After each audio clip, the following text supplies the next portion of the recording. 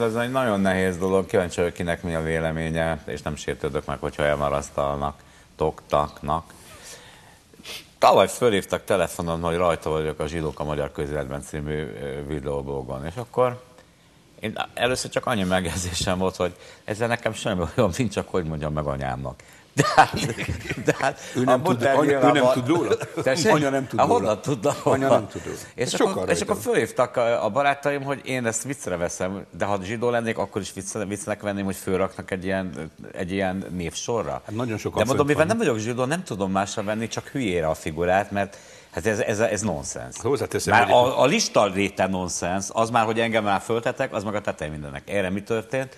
Az történt, de egyébként majd bárki hozzászólt, hogy okosan tettem-e.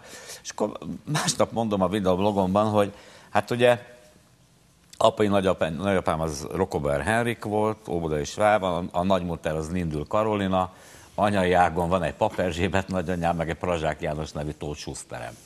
Most ebből levezetni, hogy én zsidó vagyok, mondom, ez egy elég érdekes dolog. De szimbolikus zsidó vagy. Pont ezt akarom mondani. Nem pedig egy igazi zsidónak. Nem te javítottál a listán? Hát másnap azt hitták, hogy kripto, azaz rejtőzködő zsidó vagyok. Nem én javítottam, hanem ez az előtt fiú, aki egyébként a Kurucinfónak a szerkesztője, mint tudod. Nem tudtam. Akkor most jobb, ha tőlem megtudod, vagy volt, ez a dolog lényege, tehát minden összefügg mindennel, és összenő, ami összetartozik. Azt akarom kérdezni, egy ilyen körkérdés, hogy amikor én viccre vettem ezt az egészet, és elhülyeskedtem rajta, hogy mondom meg a mutárnak, hogy zsidók vagyok, erre többen megsértettek, hogy én ezt nekem nem lett volna szabad viccnek